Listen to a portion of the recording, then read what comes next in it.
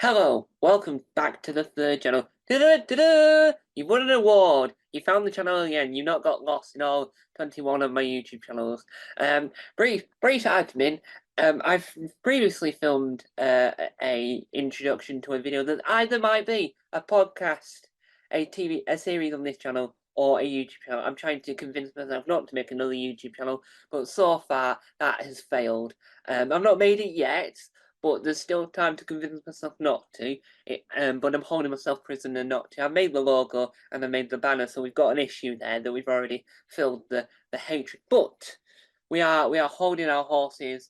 We're spending more time thinking of other things other than the impending doom of creating channel number 22. And we're here with a very, very, very, very, very, very, very, very, very special guest with more berries than very.com, the website that sells really awful things and waxes and get people to wax their legs on adverts for no apparent reason. I don't know why, but he's best known for a multitude of things, but he's best known for working on the amazing film that all films should be like now, but we've decided to go back in technology. Who Framed Roger Rabbit? It's the one and only Kevin Davies. Woo! Hello. Hello, Tom. Thank you for inviting me. Welcome. So we'll start at the very beginning, because it's always a good place to start, even though Julie Andrews cannot convince me otherwise. How did you get into the world of directing? Oh, well, the directing came a wee bit later. I started 13 years in animation of various kinds. And weirdly, while I was an animator, most of my sideline projects were either live action or puppet films. I did various things with friends of mine that made special effects, puppets and things. And so I think I'd always been sort of gravitating slowly towards the live action for directing. And the animation was, I was just very lucky I got in as an animator straight out of art college. I did 2 years at art college instead of sixth form. And I just got very lucky, and it was a tiny little animation company. It was a very good grounding. It taught me lots of different things.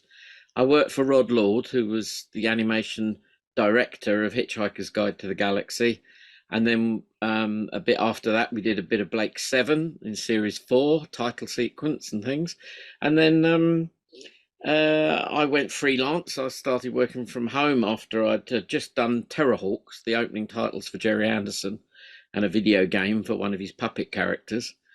And that I found myself freelance and struggling a little bit. It was difficult to get work, and a friend tipped me off that Disney were hiring. And like a lot of freelance people, I ended up working at Walt Disney for a year in Camden in London on Who Framed Roger Rabbit, and that was enormous fun, and also crossed over with live action quite a bit.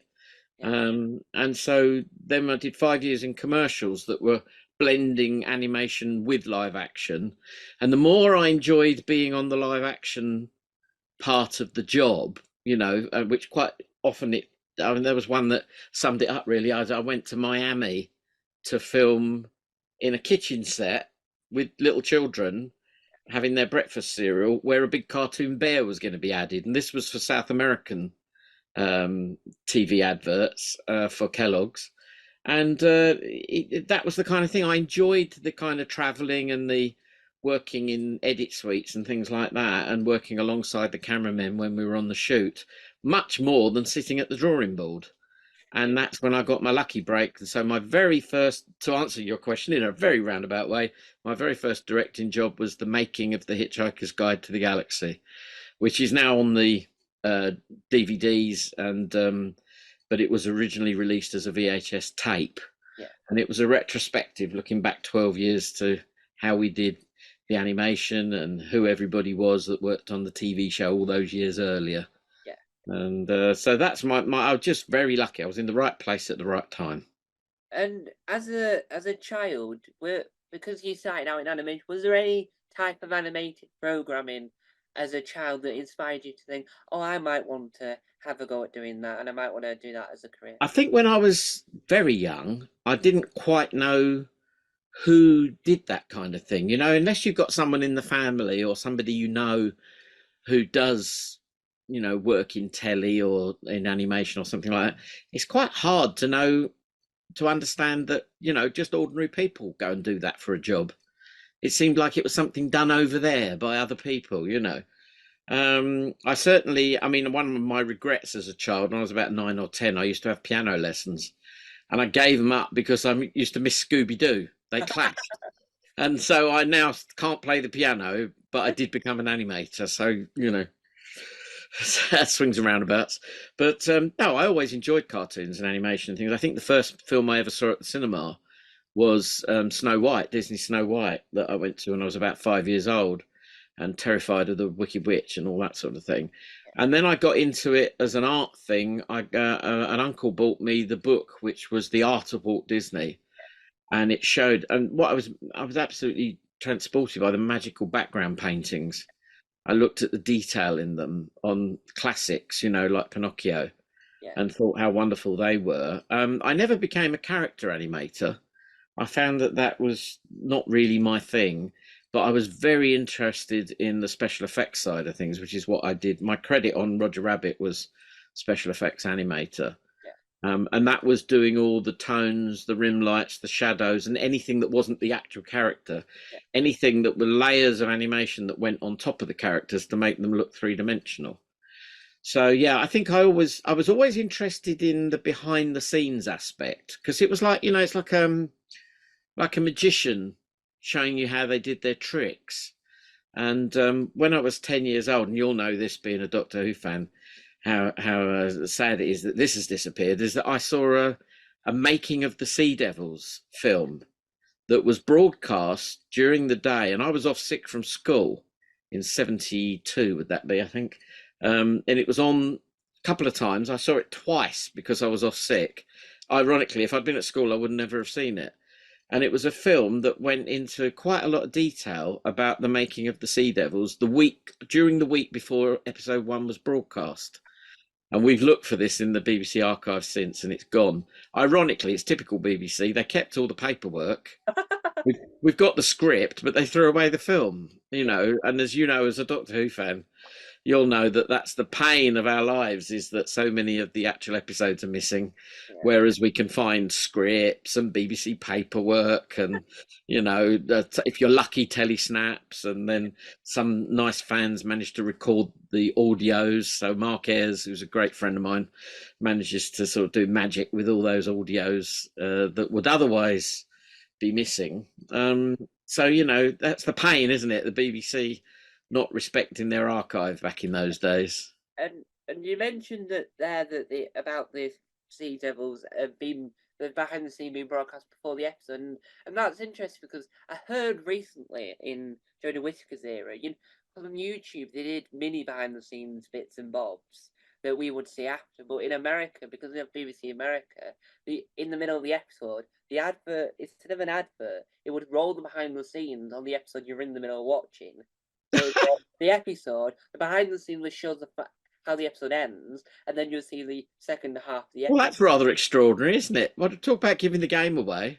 And so then people would then one of the most famous American, well, she's not that famous in the world of Doctor Who YouTube. She's one of the most well known American Doctor Who YouTubers. She had tried to review the episode, but was already knew how the episode ended because she saw the behind the scenes of how Oh that. dear, no, that's So somebody did something wrong there, didn't they? Good heavens. And do you reckon that because of, as you said, that you didn't know how it was made, do you reckon these behind the scenes programs like Doctor Who Unleashed and all the behind the scenes and DVD, do you reckon they're important because they help the younger generation to learn about these jobs to be able to help grow the TV industry and film industry to bigger than what it currently is? Yeah, I think I really hope that it's inspiring people, and I think the I don't know his name, the Welsh chap that does Yeah, the Doctor Who. I think so. Yeah, he tries out all the different jobs behind the scenes. Now we know it's a little bit cod. There's a lot of artifice involved, but he is, again, it's like going behind the green curtain, in the Wizard of Oz, to see how the reality of how it works. It's great because it's showing people that there's a job to be done. There is a career you could make doing all kinds of different jobs on the set. Mm. And I would have loved a program like that when I was at that age to be thinking about my future and what job I might do. And I mean, that Sea Devils program, it was called Television Club, Yeah. and there was a whole series of those programs, but I don't think they ever did Doctor Who again. But that particular one, the script does survive, and I remember vivid images from it. They showed how they made the Sea Devil mask. They showed the filming of the model submarine, which I particularly was fond of because the idea of filming model submarines and then the light patterns, which were just crinkled tinfoil on a drum revolving in front of a lamp, and it made those underwater patterns like you see on Stingray or whatever. The underwater patterns rippled across the surface of the model, and I thought that was so clever Yeah. because it was relatable, it was something understandable, and it's something that once I started borrowing my uncle's film camera, because my uncle was an avid sort of amateur filmmaker on 8mm. It was like I could do that. I could actually that's something I could do, and I did. I had a little model submarine in my first film that I made. Didn't light it like that. It wasn't. I didn't have the capability. I don't think, but we did have fun. That was the main thing. I think most of my amateur filmmaking was fun, and when I get the chance in professional jobs, if you've got a team around you that you can rely on who are really good at what they do and they happen to be mates, you have the best time, Yeah. and I think that's I hope that's coming across in the Doctor Who programs that they do. What's it called? Doctor Who A Usefully Doctor Confidential. Unleashed. Sorry, Unleashed. Unleashed. That's it. I think that really does show that it's an enormous team effort, Yeah. and some kids watching maybe will be looking at that thinking I'd like to be a part of that. And you know it is one of those impressive. I think it shows that every job's available, including a job that has been described as why does that exist, such as holding a ball that's like silver on one side and hung as a colour palette. You didn't think that would exist. You No, didn't, well, it didn't until sort of the likes of Jurassic Park and Terminator 2, in the early 90s. They sort of showed the way that CGI was going to develop. And, I was very lucky when I did the making of Hitchhikers. I had a chap, what was his name? Christian something, who had been working on Terminator 2 and brought the software back to London, and he'd been working in America on that, and so we had a morph. We had full prefect is morphed out of a Vogon and things like that. So I was very lucky to pull favours from people that I knew in the industry to help make that program special, and that, of course, then led on to the other things, like including 30 Years in the TARDIS, which I am very proud of and still exists as a DVD. yeah. And one of the things you've worked on is I've recently read there was a rumor that they were going to the same team behind the collection box sets for Doctor Who were going to do a collection box set version for this program. What would it like working on Blake Seven? Well, aha, I'm not sure what I'm allowed to say on that, but I can say that yes, there are people working behind the scenes to make that happen. Definitely. So I think if they do manage to pull it off and we get season 1 of Blake Seven, let's hope everybody buys it, because then they can get on and do season 2, Yeah, etc. Yes, I worked on a making of Blake Seven in '93. Straight after the making of Hitchhiker, I interviewed a whole load of people, but the project got stopped because we were trying to rush it. The BBC wanted it out for Christmas, which meant getting it done by August in order to have it in the October markets in time for Christmas. And Terry Nations, he owned the copyright. He created Blake Seven. His famously difficult and tough agent, Roger Hancock, gave me a hard time and said, "Look, nothing's going to happen till I get back." He was in LA and he rang me and he said, "Nothing's going to happen till I get back to London." And I said, "Well, this is just the BBC are hurrying me up." And he said, "Listen, I'm telling you, you're their leg man." So I suddenly thought I was in an episode of The Sweeney or something. Um, So that was it. We had to sort of put the brakes on it, and the tapes went onto the shelf somewhere at BBC. And the idea that one day maybe we'd revive it, and indeed we did. They came back to me, a whole different producer. I mean, BBC Video was a whole different team by then, and they came back to me and said, "Do you want to have a go then? And we'll do. We're going to put Blake Seven on DVD." So this was 2002. So a decade later, and I'm working on it again. And this time we made three out of the four documentaries, one for each season. But then that got into trouble again, copyright wise, because somebody who's now a friend, who I didn't know at the time, Andrew Mark Saul, had a company called B7E, Blake Seven Enterprises, were going to make new Blake Seven. That's what they were intending to do. They never did pull it off. But at the time, they had the rights to do any new Blake Seven product, and so they stamped on it because they wanted control of it. I mean, Andrew admitted, and I've teased him because I say, yeah, he is a bit of a control freak. It wasn't going to happen unless he had to say so. And the BBC lawyers are notoriously pathetic. They gave up instantly.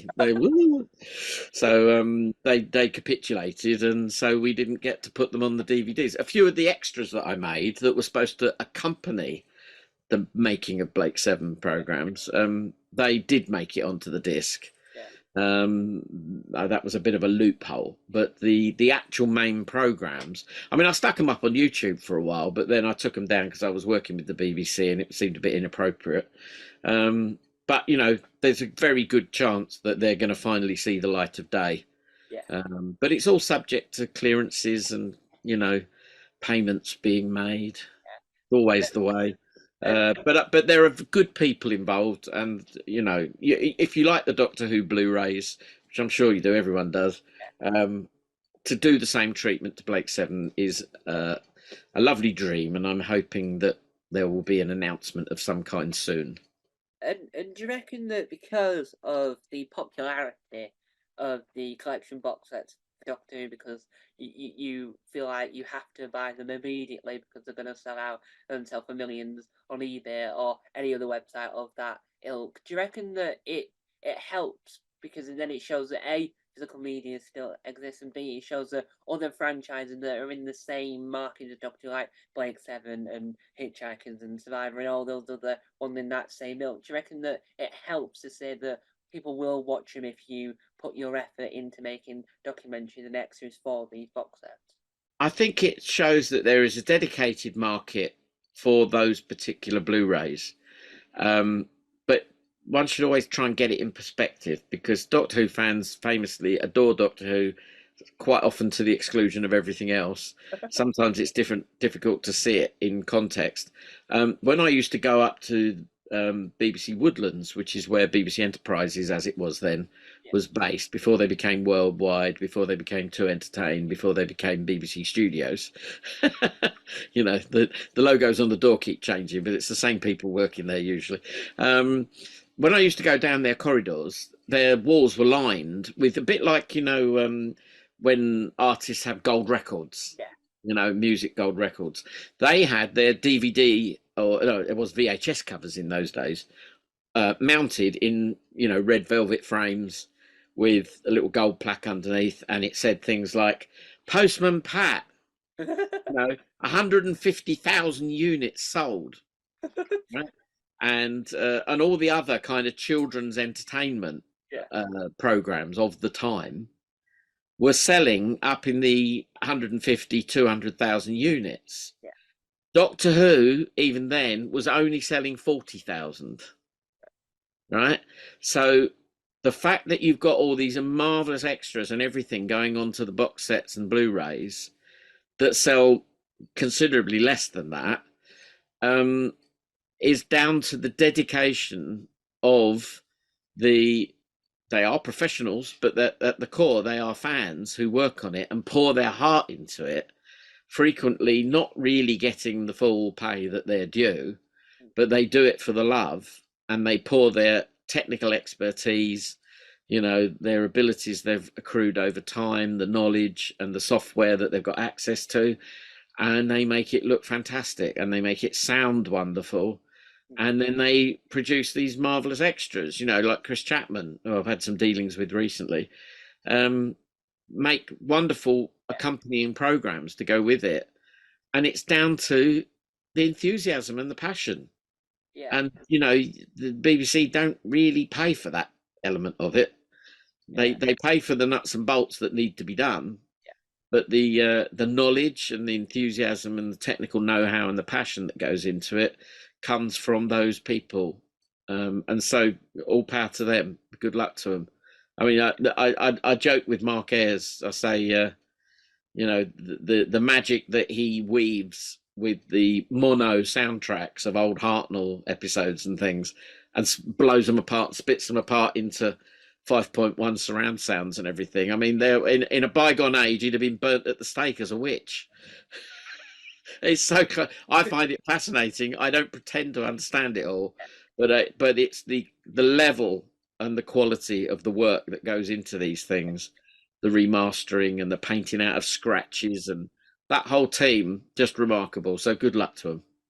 And Chris Chapman is creates a genre of documentary that inspire a whole new generation. So for my college work, which was last year now, I made a documentary that was inspired, which was only made to replicate the collection box sets. Yeah.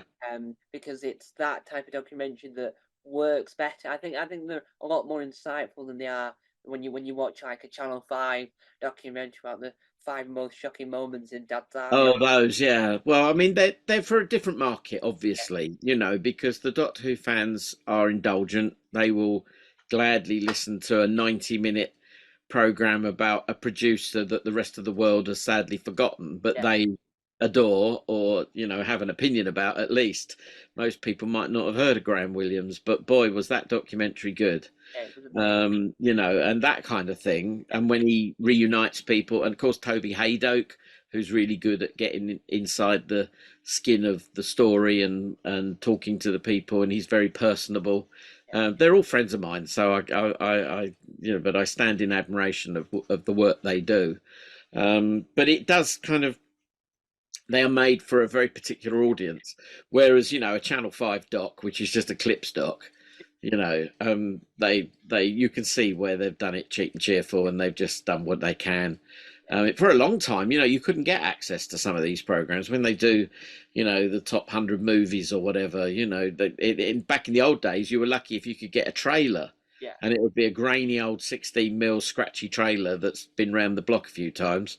And but now, there are deals to make clip shows all over the world, and the big studios realise that there's a market there, and made their material available. So yeah, you're going to get those kind of yeah. quick knockoff clip shows. Yeah, and Um, Stephen Mangan, but then they don't promote these things. What's funny about it is that then you get Stephen Mangan on a program such as Sunday Brunch promoting whatever he's doing, but then he never talks about, oh yeah, I've just done one about my favorite sitcom of all time, which is everyone he's ever done, and it makes me chuckle because you don't Channel 5 don't get the promotion they need for these type of things on a program that's widely available. Like I don't know, the 22 Children and Counting.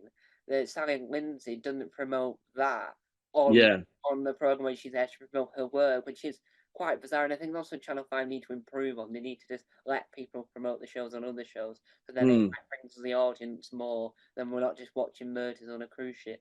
But they do that sort of thing, don't they, of having sort of rent a quote people. Sometimes they're people you're not really heard of before, or like a minor comedian. Interestingly, I mean, it did. I remember back in the day, 20 odd years ago, there was things like I Love the 80s and I Love the 70s, those kind of programs, which was great because you want to see the clips or the actual program. A long time ago, 30 odd years ago, there was a Channel 4 thing called TV Heaven, which I adored, which took it seriously and, went through, and they would do like an evening's programming of from a given year, Yeah, introduced by, I think it was Dennis Norden. And they were really good, but they treated it with more respect, and they gave you a little bit of back history to each thing. Sorry, but it was a bang of neighbours banging a door, I think. So anyway, yeah, those sort of programs where they treat it with respect, and the Late Show productions, which was an autonomous unit within BBC Music and Arts, who I worked for. They commissioned me to do 30 Years in the TARDIS, they had a history of doing theme nights. Yeah, And we don't get so many of those nowadays. I mean, BBC Four doesn't really make many of its own shows anymore. yeah, You know, they used to commission stuff, but the theme nights on BBC Two were a marvelous glory time when you could sort of come up with a whole string of different things. I mean, that's where 30 Years in the TARDIS, was born at that unit, and I went to work for them, and I was already quite enchanted by a program they'd made in '89 to tie in with the first Tim Burton Batman film, and they'd done a late show special on Batman, and yeah, they'd found most of the old comic book writers and artists and whatnot, and then they got in all the kind of the experts. That was their thing, the arts documentary. They'd have child psychologists and things come in and do a bit of chin stroking and pontificate about the effect these comics were having on yeah. children's minds. Oh, And of course, we had that. And I get it, because when people come up to me and say how much they love 30 Years in the TARDIS, will I sign the DVD cover or whatever?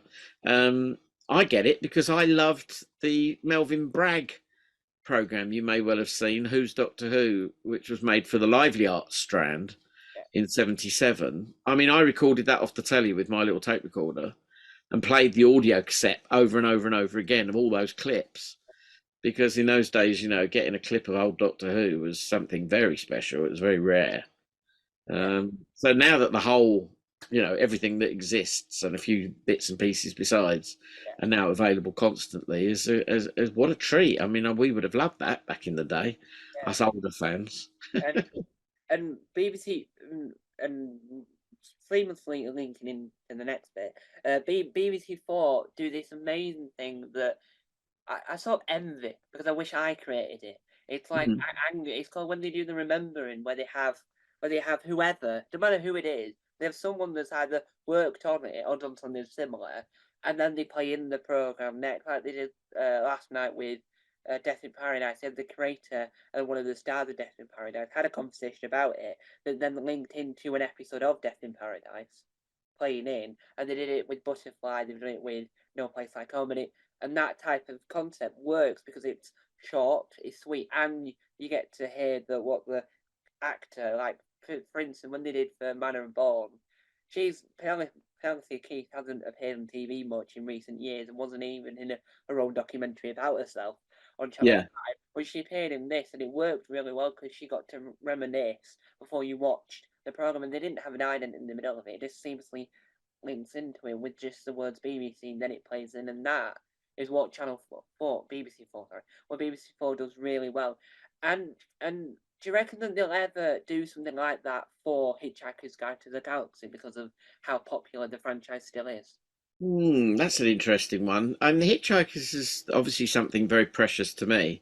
Um, I don't know what sort of kind of race memory that the audience has got for that nowadays. I mean, the movie was nearly 20 years ago, so the TV series that I worked on as a youngster, I mean, I was 19 that year. Um, it's so long ago now. I mean, this book that I'm going to do next is all about the television series of Hitchhiker. I'd love to see something on the BBC tying in with that if we could persuade them. There is going to be, I can tell you this, there is going to be a Sky Arts documentary very soon about Douglas Adams, because I've been helping them with some archive footage and things. And a company is putting that one together for Sky Arts. I don't know when it will be broadcast, probably in the autumn, I imagine. So there are people out there trying to do things, that will remind people. I mean, I did that big the 42 book. You can probably see it behind me there. I've got another copy here, which is Douglas's archive.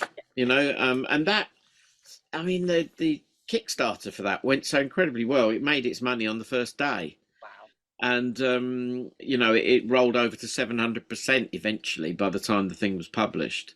It took a while to get it done because there were all sorts of things going on at the same time, but that one's still available if people want to see it, and it is facsimiles of Douglas's written papers, his handwriting and his typing. Luckily, he did most of his most famous stuff before he got into computers. So we have all those hard copies, that are stored at his old college at Cambridge. And I went up there to research that. But that's taking it seriously. I like to see projects that dive into the archives and present them well. And there's that big Doctor Who book recently by David Brunt that looks at every day by day the making of the entire William Hartnell era. I mean, that is an extraordinary work of diligence and patience by him. But those kind of things are rare. It's difficult to get the funding to do those kind of in-depth things. I've just done, you can see behind me, the Myth Makers, which I've just done for Keith Barnfather, who's an old friend. I used to work on Myth Makers, doing the title sequences in the early days. But they've done one about my career looking back, and it's quite nice to sort of get it all on the record and put out the old stories and air some of the old photographs and things and a couple of clips. But yeah, trying to get something made on telly nowadays, of course, there are committees and people who they're not sure if is there an audience for this type of thing. And I mean, I used to, when I was doing projects for BBC Video, I'd be cautioned all the time by the producers saying, if this goes out on the shelf, we want ordinary average people to pick these things up. Don't make it so for the fans that only they get it. And I thought, I just don't know that they're quite right about whether the general public will pick up something that's so niche. But I'm no expert on sales. I don't know how these things go, but I know the kind of programs I want to see and the kind of books that I want to read. And why do you reckon that Douglas Adams, as a person, not just as a writer, but why do you reckon that he was, and I think to an extent still is, so influential as himself, because he's done so much and he is like well known for many things. But I think it's like the young ones reinventing comedy. I think he helped to push the boundaries of what sci-fi is. And why do you reckon that he is so influential to a lot of people now? I think it's because he appeals to a certain type of person. I think he appeals obviously to the geeks, people that work in science, in industry, particularly computer industry. The fact that in later life he became more fascinated with evolution and real science, and if he'd lived longer, we might have even got a real science book out of him. But I think his work sustains because of the sheer volume of effort that he put into everything. This is why he wasn't that prolific, apart from the fact that he hated writing. He hated the solitary sort of nature of it. He wanted to be a writer performer. He always used to say he wanted to be John Cleese, and it took him years to realize the job was already taken. But I think that the amount of blood, sweat, and tears that he put into every line that he wrote, and famously he would revise and revise until a big block of text would get smaller and smaller and smaller. So it's densely packed with ideas, and I think the people who read his material particularly get more out of it because of every paragraph has got something pithy or witty or clever or memorable anyway to say. And I think that's why it sustains. It's the quality of what he wrote, and we just wish there was more of it.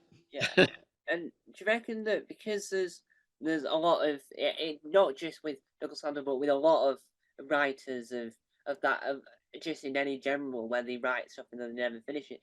What do you reckon that it's like helped sustain who he is as a person when like companies like Big Finish are like doing audios of stuff of his Doctor Who work that like either wasn't finished or has never got produced? Do you reckon that helps elevate that more people find out who he is because fans of Big Finish are listening to his work even though he's no longer with us?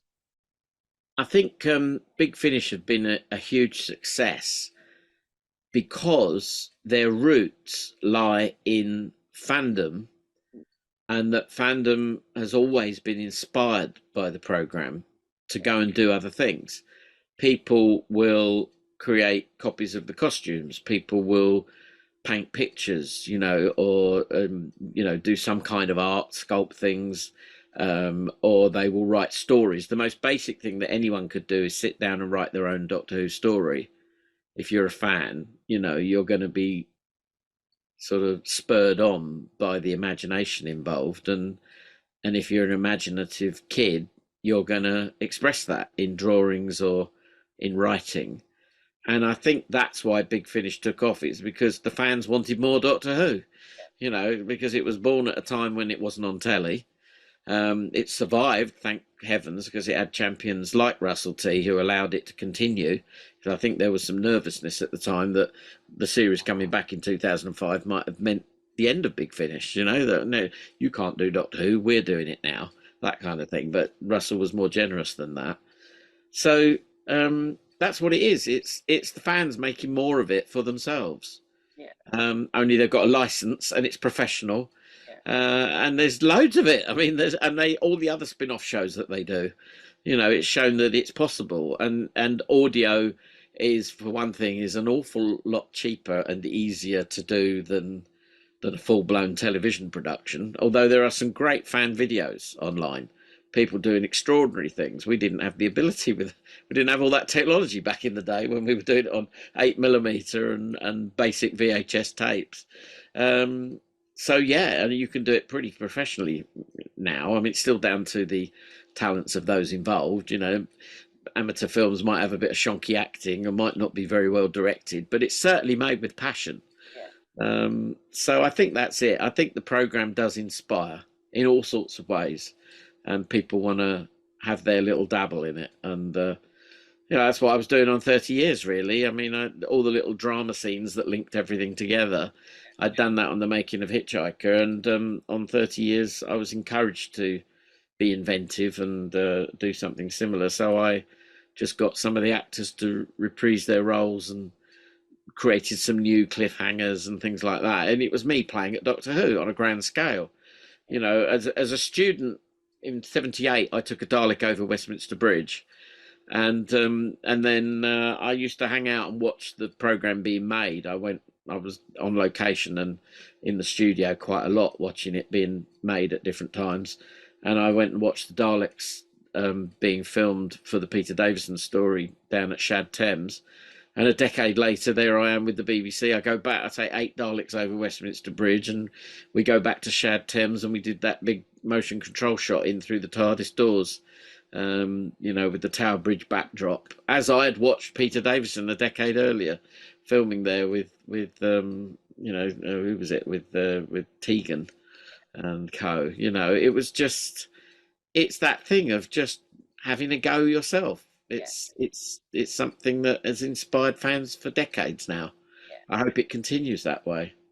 And one of the programs he worked on was by another influential creator, because he also helped create some of the exterior shots from Red Dwarf, which when you think about that, you think, oh, I see that now. What was it like working on Jerry Anderson's Terrorhawks? Oh well, that was fun. Because I grew up watching the '60s puppet shows. I was very small. I remember Stingray and Thunderbirds was a huge favourite, and still probably his most influential, most well respected show.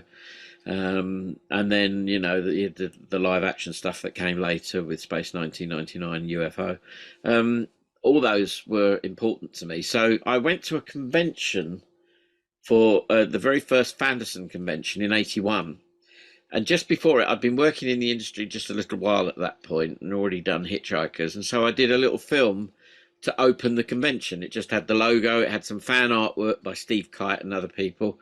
And it was just to welcome people into the event. And Jerry saw it, and I met him very briefly. And he said he'd keep me in mind for when he got his next show off the ground. And sure enough, he did. And about 18 months later, I'd heard that he'd got this new thing called Terrorhawks underway. And I went and met him, and I did a storyboard. I did a storyboard on spec, and he hired me on the spot. It was like, that was it. He came to meet Rod Lord and have a look at our show reel at Pierce Studios in, what would that be, '82. And so I was just very lucky again, because I think I think Hitchhiker sort of established some kind of credentials Yeah, and opened the door. And Jerry was very good at hiring. I mean, the cynic in me says, oh, he would hire young people untried and untested because they were cheap. Um, but certainly some people came out of it. I mean, Steve Begg, who ended up holding the baby somewhat because some of the more experienced crew above him, they'd fallen out with Jerry or whatever, they quit and left him in charge, and it was his sort of baptism of fire doing all the model effects for Terrorhawks, and I'm still friendly with him, and he went on to do amazing big feature films, and has been the post-production effects supervisor on many big movies. But he got his grounding on Terrorhawks, and yeah, it was great fun, and it was like working for a hero. I mean, you sort of hope that it's going to be good, and we realised when we read the scripts, and not quite as good as Thunderbirds, is it? But it had its own charm. It has its own following. People that were young at the time loved it, yeah, and I also got to meet a lot of them because I got another sideline job. I was friends with Susan Moore, who sculpted Zelda and Youngstar and a few of the other monsters, and she made a couple of large-scale, human-sized heads of the puppet characters. So we went to a Christmas fancy dress party as Zelda and Youngstar, and someone said, "Wouldn't it be funny to walk into Jerry's office wearing that?" So we did. We surprised him, and after he let out this long, funny groan of laughing at us, so a big intake of breath, he then picked up the phone and rang his PR man, who hired us on the spot to go and do the Earl's Court Toy Fair. yeah, Um, and promote the Bandai toys of Terrorhawks. yeah, What I do remember about that though was that the toy stand was Bandai, and on their stand they were also promoting the Transformers. It's yeah. the first time we'd seen a Transformer toy, and everyone was knocked out by those. And I think Transformers was a massive worldwide hit, whereas Terrorhawks was a bit of a blip, really. It's still well loved by those who cared about it, which is gratifying. And why do you reckon that the world of Jerry Anderson was and still is so popular? Because even though Thunderbirds came out in the 60s, it was still really popular. It was popular enough to make Blue Peter world famous for making Tracy Island. But why do you reckon that Jerry Anderson is still, they don't make exactly the same type of program as he did, why Mm. do you reckon that the company and him as a person is still well loved to this very day? Well, because he got a good team around him. That was vital. Jerry was at home in the editing room. He was a film editor and he knew his way around it. He was quite keen to push the technology. But at the core of it, especially with Thunderbirds, from the audience's perspective, it was like watching your toys come alive and be like real. And some of that was down to the model work and the filming and the characters, which Sylvia Anderson was a big part of making sure the characters work. Um, but it was things like the sound effects. These little rocket things had the sound of massive, great rocket engines, and the music by Barry Gray that supported it all, elevated it to another level. So it was like the dolls themselves, the marionettes were the characters were being treated as real people, Yeah, and the fantastic craft that were models were being treated as real vehicles. And from a child's point of view, that's magical. yeah, It's born out of a strange sort of a strange thing of how the Japanese used to do it as well. Jerry stuff is very popular still in Japan, yeah, and they had a culture of doing puppet work, and everything from the little sort of robot things all the way up to Godzilla. Was a fantasy thing that they accepted as entertainment, and I think Lou Grade famously had trouble selling Thunderbirds into America because they didn't think that a children's puppet show should have a 1 hour slot. yeah.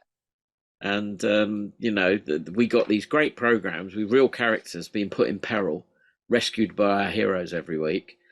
Why didn't it get a 1 hour slot on American network telly? It seems such a shame. But that's because Americans, the TV execs at the time, thought, no, no, children's puppet shows, they're only ever half hour. Yeah, They missed a trick there with Thunderbirds. because Thunderbirds was better than Adam West's Batman, and anyone can fight me on that. I'll give you a kapow, and I'm saying that. Do you reckon that because of the way that society works, where you love something and then technology moves on, and then you go back to it like VHSs, like well, I've still got a VHS way, but that's just me. But vinyl and now cassette. Do you reckon that marionettes, if we adapted it with our new technology, do you reckon that the idea of super marionation itself could work on TV today, or do you reckon that that's still from a bygone era? I think I think the main problem with it is it's extremely time consuming and very expensive. A very good friend of mine, Stephen La Riviere, did a big Kickstarter, however many years ago that was, 6, 7 years ago, and raised the money to do 3 new episodes of Thunderbirds. And he shot them absolutely faithfully, exactly how it was done Yeah, back in the 60s, and made 3 new episodes with the original soundtracks, which were vinyl records in the 60s. So it's the original voices, and everything sounds completely authentic to how the 60s puppet shows were made. But I went and visited quite a few times in the middle of that production to watch them at work. yeah, It was a very small team doing what a very large team used to do for Jerry Anderson. It was so aggravating. Some of the puppets are so difficult to work with, and they'd kind of play up like real diva stars. They would go wrong, or their strings would break, or something would just cause immense headaches and things. So I think it would need major investment to do a puppet show like that again. I think they are what they are. They are of their time. I mean, even when they brought the Thunderbirds back, they did it as a CGI series yeah, with a little bit of model work thrown in.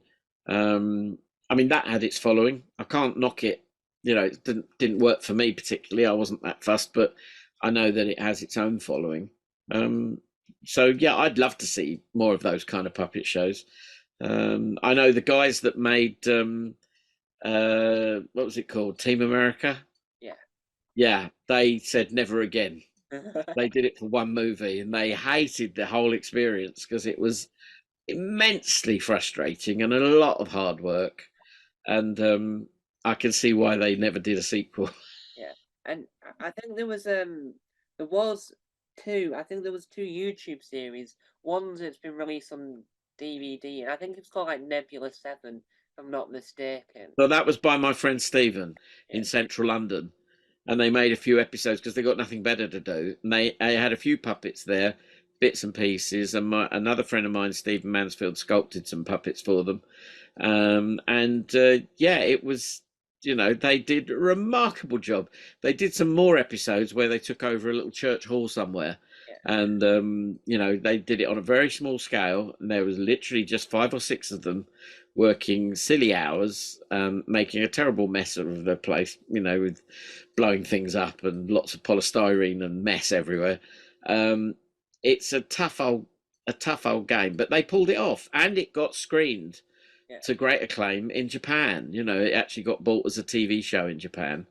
Wow. And they had a big sort of movie style premiere of their Thunderbirds as well, which was they revoiced it by some very famous Japanese actors because Thunderbirds was still very well respected over there. They were able to get some real A-listers involved Yeah. in revoicing Stephen's episodes of Thunderbirds. So, I hope he does some more, but I know that he's taking a well-earned rest from it, doing some other things at the moment. And whether he'll get back to the puppet shows, I don't know. But yeah, Nebula was great fun. And one of the other things you've worked on that is, as of recent, is now is seen as it was a good thing that it was done, because well, I say majority of the main. I can't confirm. You'll probably be able to confirm this better than me, but I think majority of the main cast are no longer with us. But what were they like working on the DVD extras for the Dad's Army DVDs? Oh, well, yes, of course, we'd lost most of them by that point. They were very much archive programs. I was working with my friend Rafe Montague, who is Lord Montague of Bewley. He's great passion was, and still is, Doctor Who, and he loved Dad's Army. He was involved in. I think they did a thing at the time that was looking back at Dad's Army for a BBC program. Now I can't remember what it was at the time. So he got his foot in the door doing that. He did the titles for me, by the way, for 30 Years in the TARDIS, and we'd known each other since the 80s. Um, and I'd done a project with him before, and he said all about doing Dad's Army. It was very funny because um, while we were putting that together, mostly out of archive, we did interview Ian Lavender, Yeah. and I think Rafe had interviewed a couple of the others that were available. I think he went out to Portugal to do Clive Dunn, if I remember correctly, who was retired out there. But there was a moment where I suddenly realised that with me as director and him as producer, we were a bit like sort of Mannering and Wilson ourselves, because I was the short round one, sort of coming up with all these crazy ideas, and then Rafe would lean into me and go, "Do you think that's wise, sir?" You know, that kind of thing. It was. So he found that quite funny as well. But it was great. We had a huge amount of archive to get through. I made sure to watch every single episode and make notes and find the best bits and all that sort of. That's the part of the job I really enjoy, is the research. Doing these books lately, you know, it's the same kind of basic sort of job requirement when you get into an archive or a library, is to go through and look for the stories in amongst the material and try and present the best of. But I really enjoyed that. It's the first time I'd ever gone to the BBC Written Archive Centre as well, to look through the files to do with Dad's Army. I mean, you know, old Godfrey, you know, his backstory was extraordinary when you found out, you know, the true story behind the man. That was the point of that series. There's one on each of the colour series of Dad's Army, one little 10-minute documentary on each of the main actors. And the idea was to look back and see how alike were they to the characters. And the answer was quite, because, you know, the producer and the writer, would Croft and Perry, would write for the actors. When they got to know them, scripts started to reflect real things about them.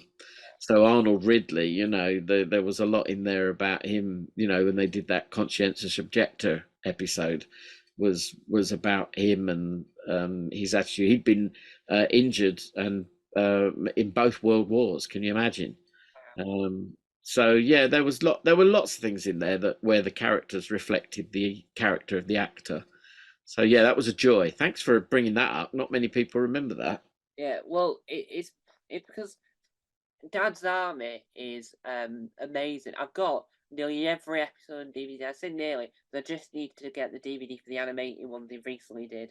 Oh yeah, And then I've got all of it because I've got the gold live action versions that they then animated with the original yeah. voices, which And was they come on the radio. The radio adaptations come round every now and again on Radio 4 Extra. Yeah, and I recently bought the not one man, two-man show where those guys recreate all the voices, because Big Finish recently released that, and I bought that immediately because I thought I gotta hear that, because Yeah. I'm doing a series called I think it's called We're Doomed, which where I review every episode of Dad's Army, then all the documentary, all everything that's around it that's been on TV and radio, and then I move on to another sitcom and do I don't just do the TV series. Wow, that's a lot of work. I do the Channel 5 documentaries. I do the DVD. I do everything that exists Right. to watch, and I review them all. I haven't started that yet because I'm trying to psych myself up, because there's a lot of episodes. I'm going to say that's a lot of time. I mean, you're at college, are you? I'm at uni, but at the moment I'm on summer. I've been on summer since May,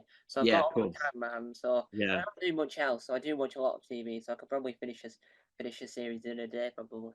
So it's a Good mammoth. on you. I do a little bit of visiting lecture at the University of Hertfordshire on the MA film course there, and so I get to meet a lot of students and things, and you know, we have a few coming through that are real passionate about their topic, and that's always rewarding. But clearly, you're passionate about archive telly, which is great, because I love finding a young person like yourself who's really taken an interest and wants to get inside the stories of what happened way back when. Yeah, and so as we come to this point in the interview, and the people have watched this, I can't. Well, let's say Boris, right? That's an old joke of the interview they used to do where I used to pretend I was a Dalek. Wait, I know. What advice would you give someone that wants to write a book about a particular person? For instance, it's what I mean is that, like your Douglas Adams books, what advice would you give people for writing those type of books? Because they're a different genre to your fictional books about a dog. There's also a cat. There's also a pig. Well, I mean, there's nothing to stop anybody having a go at writing a book. And I think that's the first thing to be said. But you've got to put some effort into it. Somebody else said writing is rewriting.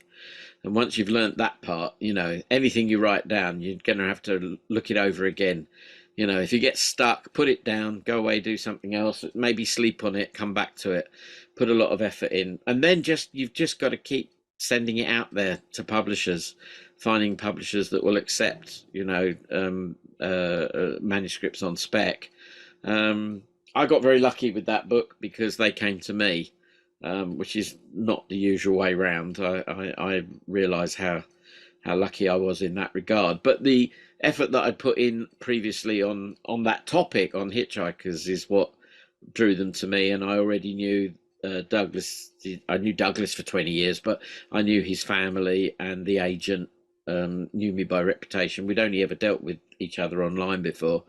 So they came to me. So I was very lucky. But I think what you've got to do is get out there and make your own luck. You've got to start put the effort into the work, and then pitch it. And mostly what publishers want is a sample chapter to see whether you can write. Yeah, It's no good just sending a proposal. yeah, They want to know, can you write? yeah, So, you just got to put your best effort in. I wish everyone luck. It's real tough.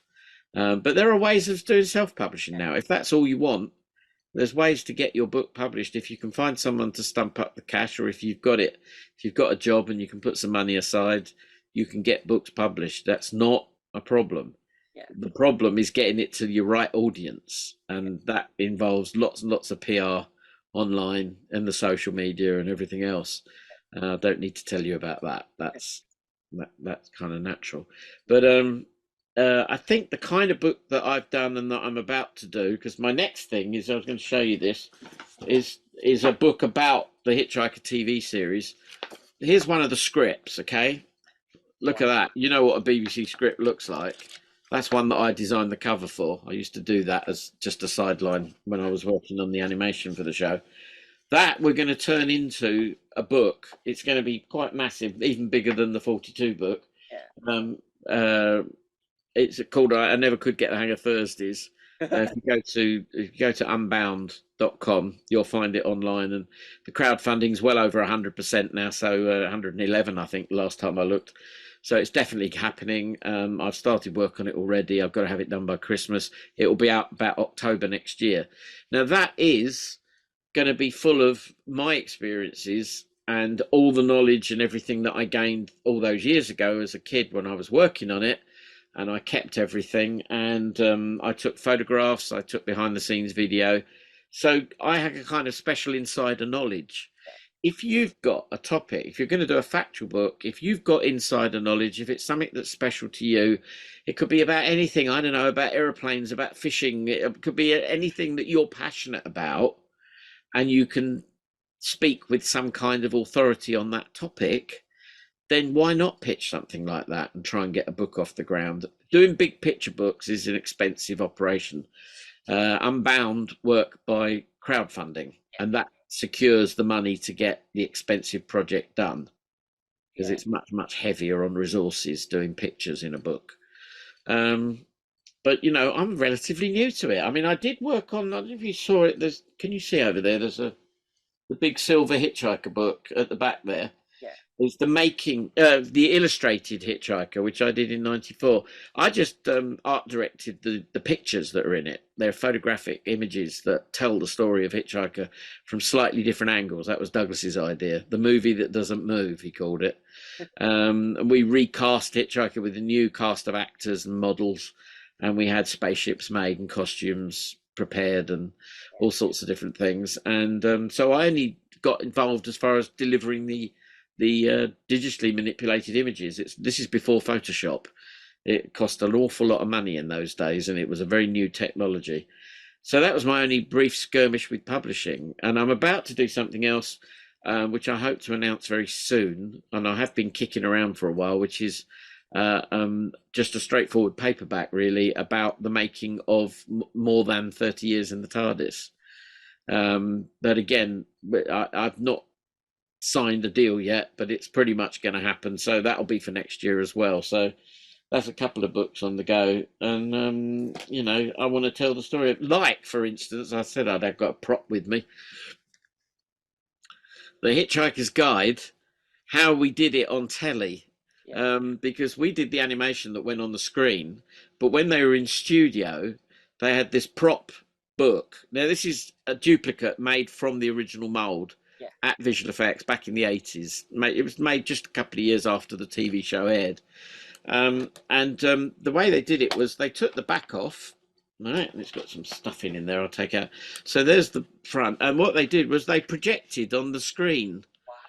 with a 16mm projector, and this was bolted on a long arm that came off the little trolley, so that if Simon Jones wanted to tap the buttons and look at something on the screen, the projector would follow the screen. If he moved the book around, because it was on this little trolley Yeah. on an arm, the projection would stay pretty much locked. It slipped a little, but it was pretty much locked.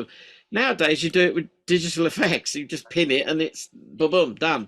But that was how it was done way back then. So I want to tell those stories. Yeah. I want to tell how they got it together, who was cast, who the people that they invited to be in it, who turned it down, which is quite a story. And I'd already written a sort of short version of it for, if you ever look at the DVD of the series, one of those, Yeah. there are optional production notes, captions Yeah. that you can switch on Yeah. when you watch the episode, and it'll give you behind the scenes stories. And I wrote those originally for the early version in 2002, and then I rewrote them in 2018 when the Blu-ray and the special version was done. And unfortunately, they gave the images, the actual video of the episodes, to an outside company that had never dealt with 625 line video before, and they tried to stabilize it. So the picture's not so great, I don't think, on the 2018 release, but the 2002 release still holds up quite well. I did an extra disc for the Blu-ray, the 2018 release. If you find the 3-disc set, the third disc has all the animation in high def, Wow. which is a half-hour featurette. I mean, a lot of people said, "Why didn't you put it in the episodes?" And because it would have looked terrible. Because the episodes don't look that great. They need the special treatment of the Doctor Who restoration team. And Yeah. I hope one day we'll get to revisit it and tart it up, Well, to be as good as it could yeah. be. Well, But Mark did a wonderful job on the sound. yeah. You can hear it all in 5.1. Yeah. Yeah. All film is fabulous. They're doing a very good job at reprinting. They did they're doing Danger Mouse and Count Duckula, and they did Bagpuss. They've done Ivo the Engine. Richard Lator, who also do, Oh, I know. Yeah, he works with a lot of them. So he did all the Wurzel Gummidge Down Under. Uh, yeah. he did all them, and he well, when I interviewed him, he left all these film cams on his kitchen table, which is hilarious because he was in the children's playroom, and, and then on his kitchen table is just like a film can from a TV series. I couldn't remember what he was called, so he couldn't actually tell me what it was. But it's all, and it's what's interesting that a lot of companies, not just DVD companies, but a lot of book companies are now doing niche things. So I can't remember what it's called, but it's a company that they do a lot of Doctor Who ones, but they're doing Toby Haydock's Quatermass experiment books. And why do you reckon that all this niche media in mainly in a lot of it in book form? Why do you reckon that's becoming more popular than it was like 10, 15 years ago. I think because people have a passion for these old projects. It's something that probably in the main, it's something you watch when you were young. Whatever year you were born, there's another set of programs when you're a kid or when you're a teenager that you become fond of, and you want to share the good news. You know, it's an almost religious fervor for some people. But it's great that there's now ways of achieving this, and there are technologies now that will help you soup up the picture quality and the sound quality. If as regard books, people have now got access to the archives and they can research it online. It's, you know, you don't have to go to some specialist archive to find whatever. You know, people can indulge their passion, which is what it's always been about. Back in my day, we did fanzines, Yeah, you know, and they were rough old photocopied things where the pictures weren't terribly good, and you'd type away and, you know, letraset captions, you know, titles on the booklets and things. And you know, when you look nowadays at what's possible, people are doing their own podcasts, yeah, you know, and it's just, you can get your message out there and you will find people. If you keep telling people how great something is, you're going to find an audience. Some people are going to come and listen. I'm not so keen on the YouTubers that want to sort of, you know, I don't know what's the word, you know, denigrate certain things. You know, some of them get very popular by being snarky yeah, about saying, oh, and the main thing is tends to be it's not as good as it used to be. yeah, You know, and I'm very optimistic, and I think, you know, it's with something as long running as Doctor Who. You know, if you don't like it now, 3 years time, it will be slightly different. yeah, And I just hope that you know, you'll find favour with it. I know some friends have dropped out of watching Doctor Who. They've got old. They've got old and cynical. yeah, Um, I hope that doesn't happen to me. But you know, I've embraced the new, you know, the new Doctor Who, whatever it is. Each time it changes, I just go, okay, it is what it is. I'll roll with it. I've been passionate about it since I was a kid. I was born 2 years before it began. yeah. And my christening photo even has a real police box in the background. Wow. There's a picture of me as a babe in arms being held by my four grandparents and my great grandmother. And there in the background is an old William Hartnell style original police box with Yeah, the windows tilted slightly open, which was wow. interesting. Yeah, So, you know, I guess I grew up next to that police box, and I guess that was sort of, it was in my blood from a very early age. So yeah, it's always been there, and we'll always celebrate it, whatever particular guise it happens to be this year. yeah. And so as we come towards the end of this insightful, amazing, I keep on saying I'm not finished eating the dictionary. I'm currently eating like a C. I'm chipped away at the corners. Oh, It's very wooden. It's collapsible. I couldn't think of a word beginning with C. Um, so, it was very cautious. Cold. There you go. There you go. So, yeah, that's why them jokes don't work. So where can people find you? Don't give away your home address, but online, where can people track you down to see your amazing work? well, on Twitter or X, they'll find me quite simply. I use my full name. The BBC rang me up about 20 years ago and said, we've got three Kevin Davises on our books. Which one are you?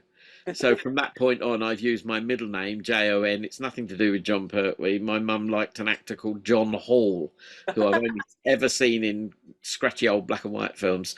So just look for Kevin John Davis. I reposted a blog the other day that I did in 2018. I started to do a blog and then realised I was giving all my stories away for free, so I only posted one or two times. But there's a good story on there about when I hid under the table with Peter Jones when we did a warm-up video for the first screening of the Hitchhiker's TV show, because it was his birthday yesterday, so I posted about that. But you'll find me, and if not, on Facebook. But I tend to mainly, you know, for professional use, I use Twitter, a little bit of Instagram. I don't do a lot of Instagram. Or on Facebook tends to be people that I know or I've met. I've interacted with like this. I'll accept Facebook that way. But otherwise, find me on Twitter, Twitter X. That's the best way. And as far as where I live, well, I just live in North London. That'll do. I'm Yeah. right at the top of North London. And so there we have it, another wonderful interview and amazing interview. Now there will be more interviews from me in the coming days. More what I like to call another checkbox on the list of interviewing people that I love. And to be fair, when they do get interviewed, they don't talk about certain things. But we'll come clean on that in due course. And if I do end up creating that other channel, don't blame me. Well, do blame me. You can't blame anyone else. But I reckon, just be on the safe side, because I've got a chance I'll never interview him. Blame Reece Shearsmith and Steve Pemberton, just in case I never interview. Just blame them if that channel does materialise. And if that's the clue for what it is, it's not League of Gentlemen. I'll admit that's a different obsession for another day. It'll all become clear. But anyway, guys, thank you guys for watching. And remember, no, I've forgotten.